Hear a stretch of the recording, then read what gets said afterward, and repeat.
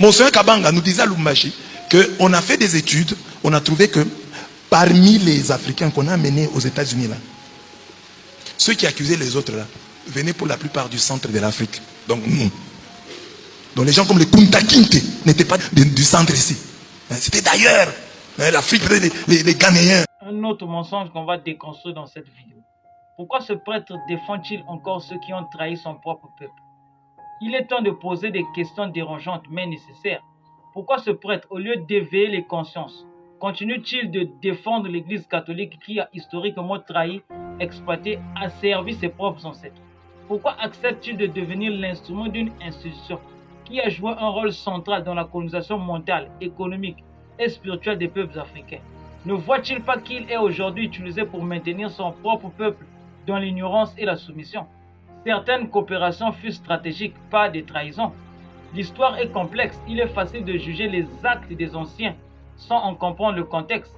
Le maréchal Pétain, par exemple en France, a coopéré avec Hitler pendant la Seconde Guerre mondiale, non pas par amour du nazisme, mais selon lui pour gagner du temps et préserver ce qui pouvait l'être de la France.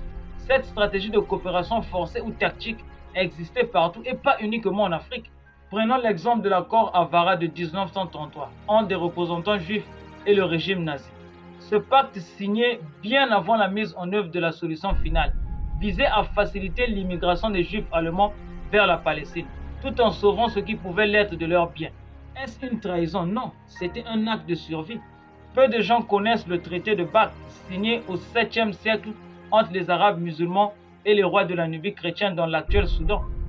Ce traité imposait aux rois nubiens de livrer 360 esclaves par an en échange de la paix et d'une certaine autonomie. Mais ce que vous oubliez, c'est qu'avant ce traité, les Nubiens ont infligé plusieurs défaites militaires aux armées arabes. Leurs archers étaient redoutables et ils ont résisté farouchement à l'invasion. Ce n'est que face à l'écrasante supériorité numérique et aux pertes humaines massives que les rois nubiens ont opté pour un compromis.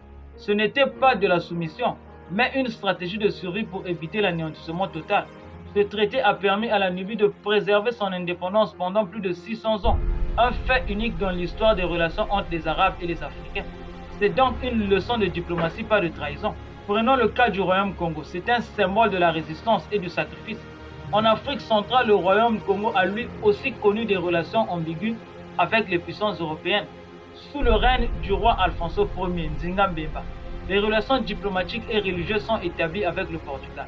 Le roi se fait baptiser, adopte le christianisme et ouvre ses frontières à des échanges commerciaux et culturels avec les Européens. Il espérait ainsi moderniser son royaume et établir une coopération équitable.